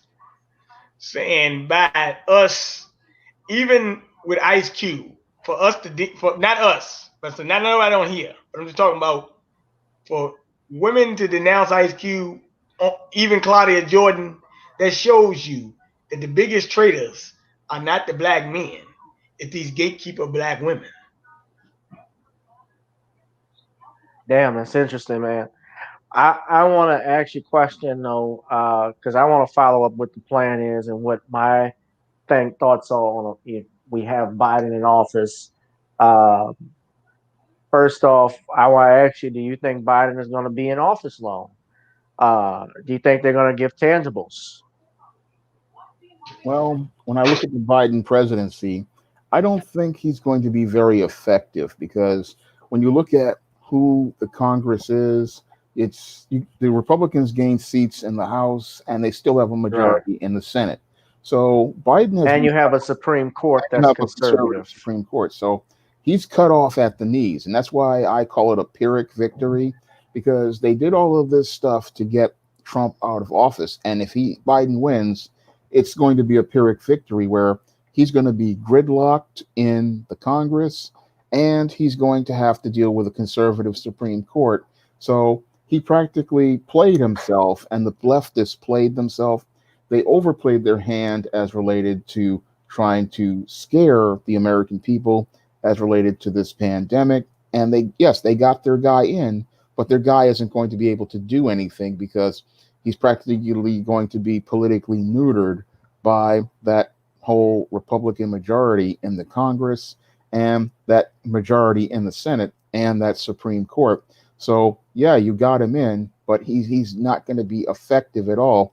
And you can't play the blame and shame game at this point because people really saw that all the unethical things you did to get him in, but now they see that you really don't have a vision or a direction for the country. So I look at the Biden presidency or the Kamala Harris presidency as a complete. I say the Nancy Pelosi presidency. Yeah. Well, whoever it is, but it's going to be a complete disaster. And it may be even worse than the Trump presidency because there's no leadership, there's no direction, no vision. And they got the power, yes, but it's a Pyrrhic victory because none of these people have any idea where they want to take the country. Yeah. Well, go ahead, Bernard. I'm going to answer that question. Okay. Actually, for black men and quite a few black women, if Biden gets in, we're finished. I mean, that's 11 million immigrants. And what else? He said in the first 100 days he passed the LGBT, but I'm sorry, brother, but that's going nowhere. Huh? The Senate and the House are going to the Equality Act. Yeah. Well, it depends because we do have some log cabin Republicans. You know what that means? Those are log cabin Republicans. They got some Republicans who float that way, a few, but I think they would certainly challenge Joe Biden or anything like that. That's why I'm hoping they don't pass anything they're going to fight with regards to this gun control legislation. But the fact is that he still has powers with executive orders. They still will try to, certainly, if he's going to try and grant amnesty to 11 million immigrants, it's like what Bernard said. I think we're finished because black people, we've been pushed into a permanent underclass that we can't get out of. And the only way we can probably get out of it is if we practice some group economics, but we don't even want to do that. We're looking for a hookup all the time. Just like I have even in my law firm when people want an attorney to represent them, and especially if they got a lot of crimes or they got a lot of work that I would have to do, they would want you to short yourself to help them. Well, it doesn't work that way. You got to be able to put money into it. If we want to see black entertainers, black television shows, we got to be willing to subscribe to the channel. We got to be willing to donate. But Bernard, finish making your point, and then I'm gonna say what my plan is under Joe Biden. Or I don't know if you will finish. Oh yeah, I'm finished with that. Okay. Well, we got to keep. We are tired. Again, we got to keep and support each other. We got to learn how to stay on code because we weren't even on code with this election, especially in Detroit, that just gave those votes away. I saw Janae Smollett. I wanted to tell you this too, Sean. I don't know if you saw Janae Smollett's tweet about how Black women once again have saved the day. I should have included it earlier, but Janae Smollett is, of course, Musty Justy's sister, uh, Justy Smollett's sister, who made those comments. And of course, we know Justy, Musty Justy, got in trouble with the law when he faked that hate crime that happened to him. But this is where our country is going. This is where this United States is going. Like it's just going further and further downhill. These were two men. These two candidates was men who were not qualified to be president. Biden was finished years ago. He's ran multiple times for the presidency and never got it. And now, people voted again out of fear and out of, I just don't like this person. We vote against our self-interest. And I don't think I don't know if we're going to ever get it right. I really don't. I think this was it. I don't want people may think that I'm a Trump supporter. I'm actually not, but I certainly didn't like a lot of things that he has said and done. But on the flip side, I've looked at what he has done. A lot of stuff did not specifically harm FBA, Foundational Black Americans. What we're seeing now, of course, yes, he supports the police. Yes, he's associated with white nationalists, but like I was telling my friend earlier, I said Biden was associated with Dixiecrats. He is a Dixiecrat. He's associated with these segregationists. So my plan for Black America, if I have anything to say about it, we need the men to stand up. Don't punk out. We need to create as many businesses as we can and buy back a block, especially a block of land, put them in those areas and continue to do it until, and when we build up capital in that area, we buy another area and we create more and more businesses. We still want to push for reparations under this Biden presidency, although I think it's going to be DOA personally, but we still need to do it. And, I don't know what more to say. Well, it's up to the Black women that you talking about. Them Black women gonna be for LGBT and immigrants because they daggone, like I just told you, the Black female gatekeeper is the same as the Willie Lynch syndrome. Look, I have told Black women I know, these Black feminist turncoats, you need to drop them off an island, get them a knife, and let them slit the damn throat. You don't want to have no children, you want to abort your babies, you ain't even worth living. So that's just my take on that. Yeah. Okay. So I look at that. And let me say one more thing, brother. I look at it. God gave us the ability to be fruitful and multiply, right? That's right. So if that's the case, abortion is not being fruitful and multiplying. Our numbers have been dwindling down in birth rates over the last, I guess about 15, 20 years, maybe, probably longer than that.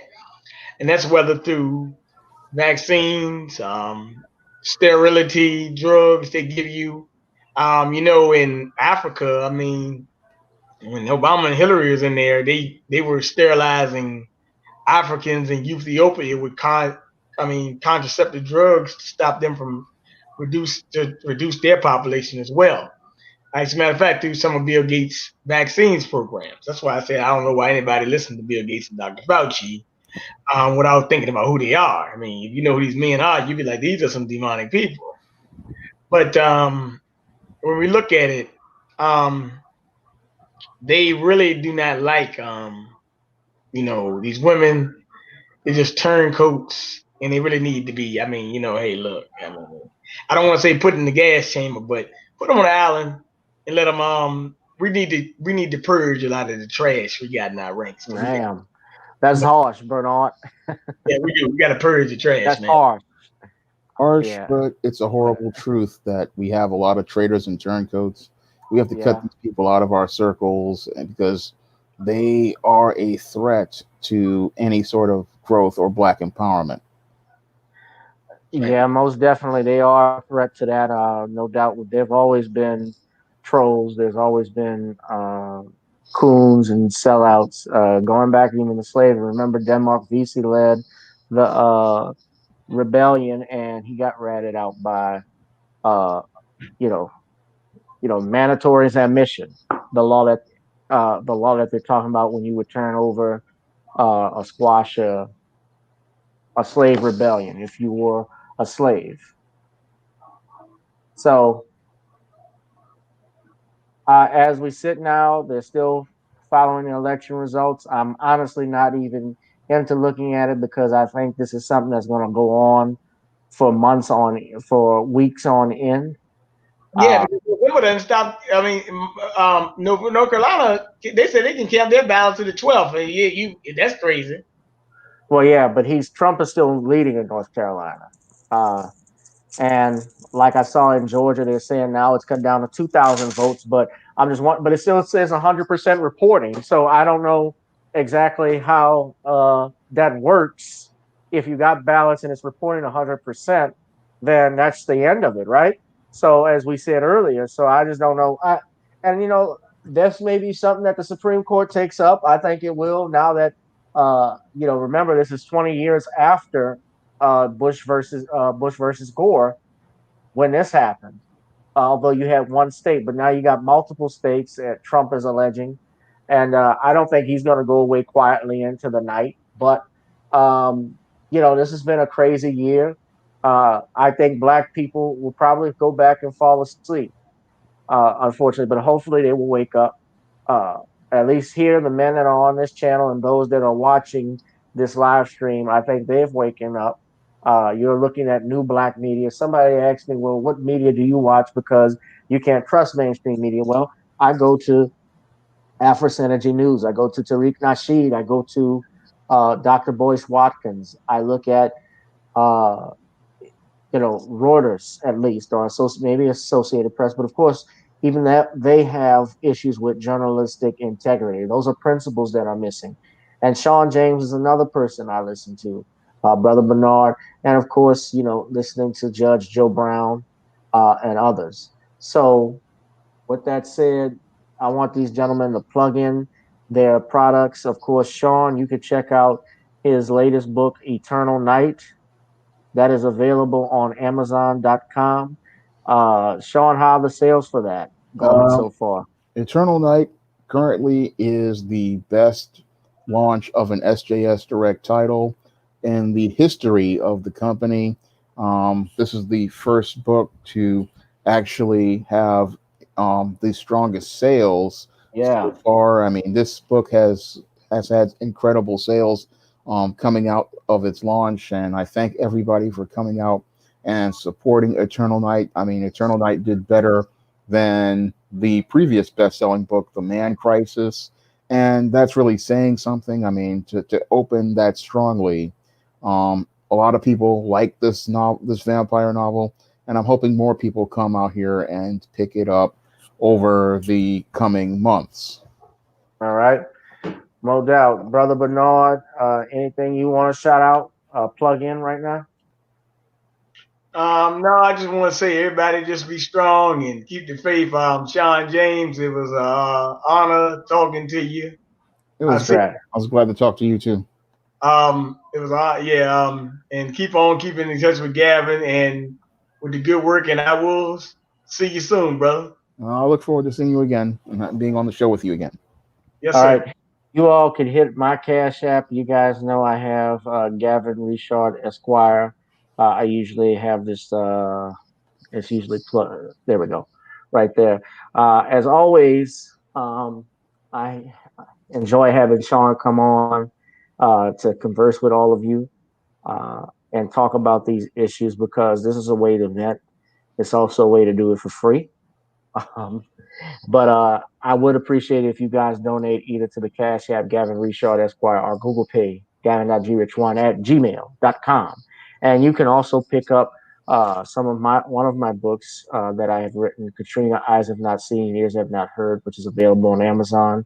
I have another book that is in the making. That's actually why I'm here. One of the reasons I'm here outside of business, I'm trying to work on that. I have a little more peace and quiet without people in the house right now.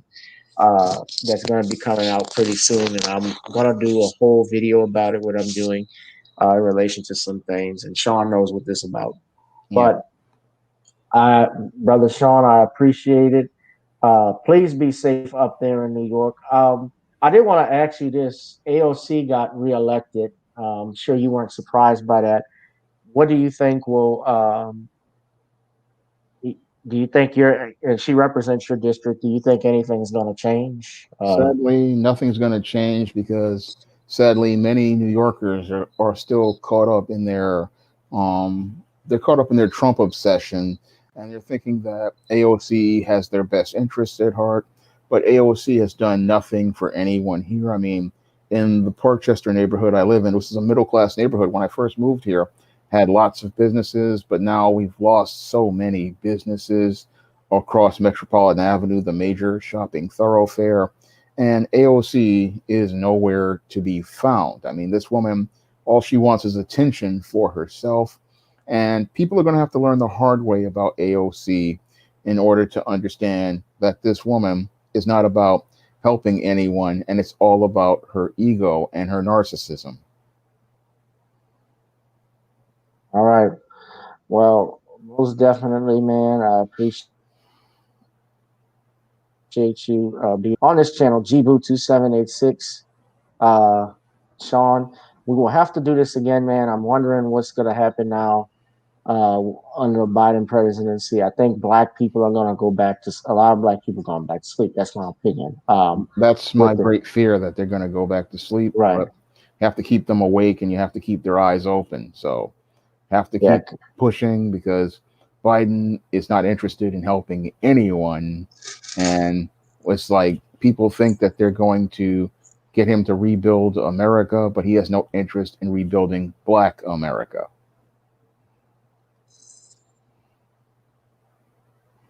Yeah, I see that too. Guys, that has been it for us. This has been another edition of Gavin Richard Presents. What's up, computer guys? Thank you. Please, computer robots, please subscribe to this channel, brother. We'd appreciate you. K Jr. He had asked, did we answer this? How do you think Biden and Kamala will handle all these cities going bankrupt or fall of not being able to pay the government pensions? Will they bail them out and give the public more cuts? But remember, Biden and Harris, Biden in particular, he supports shutdown of these cities. The Democrats have done that during the pandemic. Everybody was blaming Trump, and while Trump had his faults in this because he was not told earlier about this pandemic and those things, you can also look at this too. Well, the Democrats, they had cut back on some of the things that they needed, and they shut down the cities. Of course, we understand a pandemic like a lot of this, these cities, like New York here, were already in debt.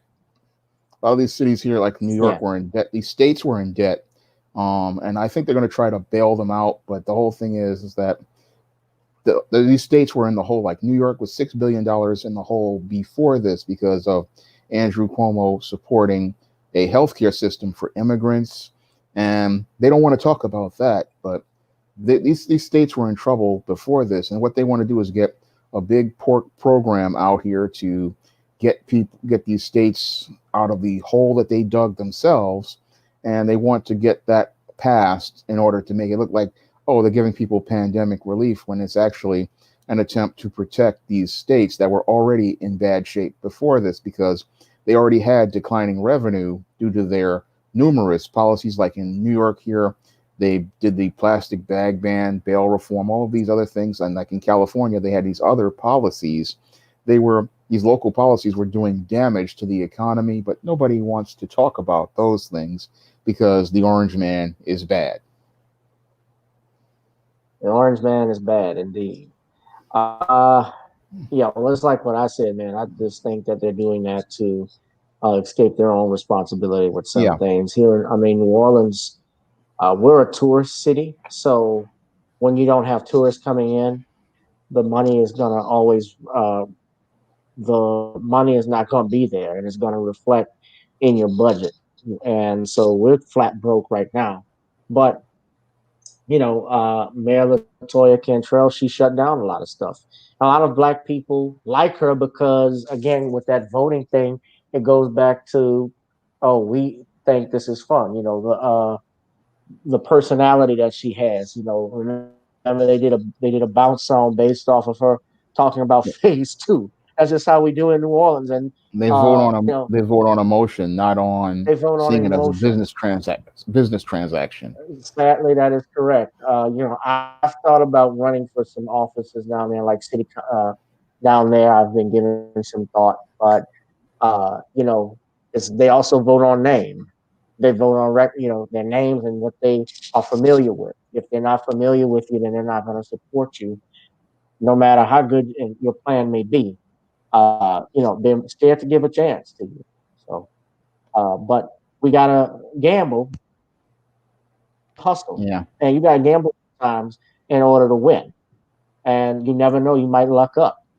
And this right now, I want black people to realize that, remember, your vote is a transaction. It is a business transaction. It is not something you get emotionally tied to. Don't let anybody shame you. These old timers shame you into voting their way, because that's really what they want when they tell you better go out and vote. It's really to vote Democrat. But none of that no more. Be independent. Think on your own. Be a man. Build your businesses. I especially want black people to be more interested also in learning about the Second Amendment. Read the Constitution. Go to a gun range, because right now I'm seeing alerts. Even if it's likely that Trump loses, I'm looking at this. They're reporting, white nationalists having some type of events. Nicole shared something along those lines, but they've been out for a long time. But you guys just be safe out there. Shawn, you be safe. And All right. there's been another edition of Gavin Reshaw Presents, guys. Please read the Constitution. It's a pretty good thing to read. It's not that bad, despite the 3/5 of the slave compromise that's in there. But anyway, guys, that has been it for me. This has been another edition of Gavin Reshaw Presents. And of course, that's Brother Bernard's Cash App. You can also support Shawn's books by The Temptation of John Haynes, by Eternal Night, which is available on Amazon.com right now. And it's one of the best-selling, or the best-selling book in the SJS directive since Shawn created that. Real proud of him and the work he's doing. Shawn, thank you again for coming on. We'll have you back on. All right. Thank you for having me on. That's it. And that is it, guys. Thank you. Peace. I'll holla later.